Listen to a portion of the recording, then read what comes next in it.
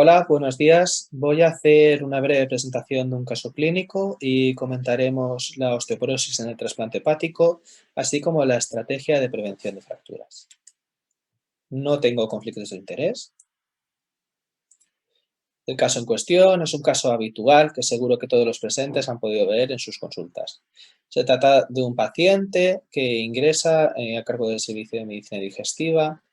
Es un paciente varón de 66 años con una hipertensión, dislipemia y diabetes, expendedor de 2-3 copas de vino al día y afecto de una cirrosis hepática de etiología mixta por esteatohepatitis primordialmente y por cirrosis alcohólica. El paciente presenta múltiples descompensaciones hidrópicas, una encefalopatía hepática progresiva y un síndrome hepatorenal, por lo que en febrero de 2020 se propone para trasplante ortotópico. En abril se realiza el trasplante y en mayo comienza con un dolor lumbar para el cual se solicita una resonancia magnética lumbar en agosto, en el que se aprecia una fractura vertebral a nivel de L1. El dolor lumbar comenzó apenas un mes después del trasplante y no había recibido el tratamiento preventivo de osteoporosis. Entrando en materia, el trasplante hepático ha mejorado las tasas de supervivencia y la calidad de vida de los pacientes con cirrosis. Sin embargo, la cirrosis, independientemente de su causa, implica un aumento del riesgo de fracturas 2 veces mayor que en población sin cirrosis. La osteoporosis es la única complicación de la cirrosis que persiste y empeora tras el trasplante hepático. La incidencia de fracturas en postrasplante hepático oscila entre un 17 y un 65%. Estas tasas de incidencia se encuentran en disminución, bien por la reducción de la dosis y duración de corticoides, por el tratamiento más temprano de la osteoporosis y por una mejoría de la nutrición pre y postrasplante.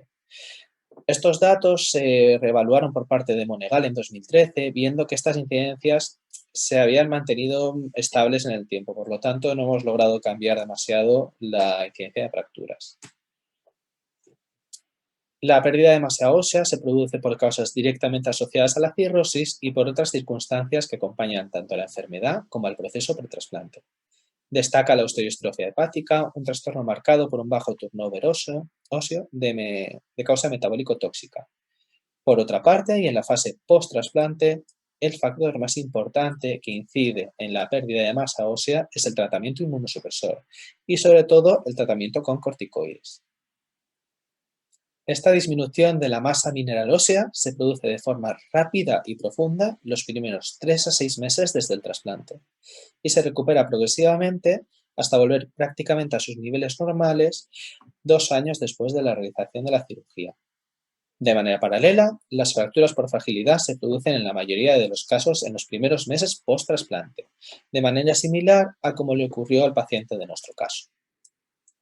A este problema se le añade la presencia de fracturas vertebrales en pacientes con enfermedad hepática crónica previa al trasplante, que en este estudio de Butin se vio que alcanzaba el 23%, aumentando hasta el 60% en el primer año post-trasplante, lo que se traduce en una incidencia de 23,1 fracturas por cada 100 pacientes año. ¿Cómo es de relevante la densidad mineral ósea en estos pacientes? Pues bien, se ha detectado una alteración de la DMO hasta en el 85%, siendo la osteopenia la alteración más frecuente seguida por osteoporosis, sin encontrarse diferencias por género. El riesgo de fracturas está aumentado en todos los grupos y aumenta con la edad y con el descenso de la DMO. Sin embargo, se encuentra un importante porcentaje de pacientes con fracturas, especialmente vertebrales, en pacientes con una densidad mineral ósea normal. De hecho, en esta serie se encontró una prevalencia de fracturas vertebrales pretrasplantes en el 56% de los pacientes, teniendo el 38% de ellos una densidad normal. Ellos concluyen que no existe una asociación entre la masa ósea y las fracturas previo al trasplante. Sin embargo, reconocen en la discusión que existen factores que afectan a la calidad ósea que pueden contribuir a la aparición de la fractura de manera independiente. Además, la ascitis puede infraestimar el descenso de la densidad mineral en la columna lumbar.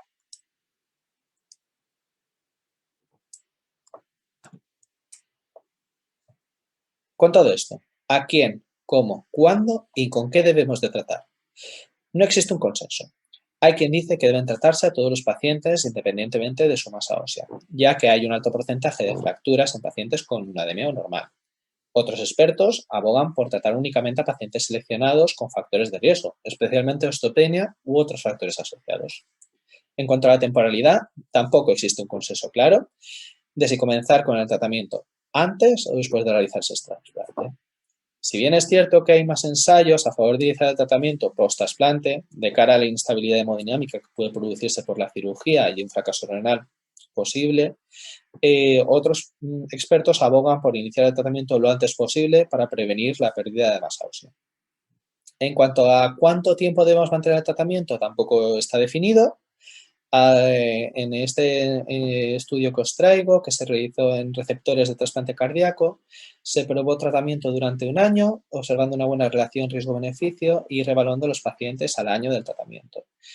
Y se decidió en uno de los grupos del ensayo retirar el tratamiento y se vio que pese a la retirada mantenía una buena eficacia a largo plazo, manteniendo unas buenas cifras de DMO y reduciendo de manera similar al otro grupo que continuó con tratamiento la incidencia de fracturas. ¿Qué tratamiento podemos utilizar para estos pacientes? Pues salvo palmidronato, que no demostró la reducción de la incidencia de fracturas en pacientes con trasplante renal, todos los demás bifosfonatos se han utilizado en diversos estudios y metaanálisis y se ha visto que son efectivos. Todos son capaces de aumentar la DMO. El tratamiento hormonal también es capaz de aumentar la DMO tanto a nivel de columna lumbar y de fémur. Los bifosfonatos todos aumentan la DMO a nivel lumbar y estabilizan la DMO a nivel fémur. Y el denosumab aumenta tanto a nivel lumbar y a nivel de fémur. Es importante destacar que no existen estudios de reducción de incidencia en trasplante hepático con denosumab y que tampoco existen estudios en trasplante hepático ni en cuanto a la DMO ni en cuanto a la reducción de incidencia de fracturas en teriparatida. El tratamiento clásicamente recomendado es vitamina D más calcio asociado a un tratamiento antirresortivo. La vitamina D y el calcio, si bien son de obligado tratamiento, son insuficientes a la hora de mantener una densidad normal y son incapaces de reducir la incidencia de fracturas por sí solos. El clorhidrato suele ser el bifosfonato que se recomienda más frecuentemente, sobre todo en su posología de 5 miligramos. Eso es una posología muy cómoda, que garantiza la adherencia en el tratamiento y que además tiene una alta potencia antirresortiva. ¿Cuál es nuestra experiencia? ¿Qué hacemos nosotros en nuestro hospital? Nosotros evaluamos a todos los pacientes que ingresan para entrar en el programa de trasplante hepático, provenientes de la provincia de Alicante. Se realiza una extensa entrevista en búsqueda de factores de riesgo de osteoporosis y se solicitan analíticas con factores de resorción y formación ósea, niveles de calcio y vitamina D y análisis de la función renal. A su vez, solicitamos radiografías de columna dorsal y lumbar para descartar fracturas vertebrales asintomáticas y se solicita una densitometría de columna lumbar y cuello femoral. Consta un informe de este estudio de osteoporosis en el SIA de todos los pacientes. Administramos tratamiento con calcio a todos ellos y calcifediol a dosis diferentes en función de los niveles que presentarán de base. Si presentan una DMO con un T-score menor de 1, fracturas vertebrales en las radiografías y una acumulación de factores de riesgo, iniciamos tratamiento con celulonato 5 miligramos de manera intravenosa, salvo una contraindicación formal. Al año reevaluamos a los pacientes y se decide la continuación o la suspensión del tratamiento antirresortivo.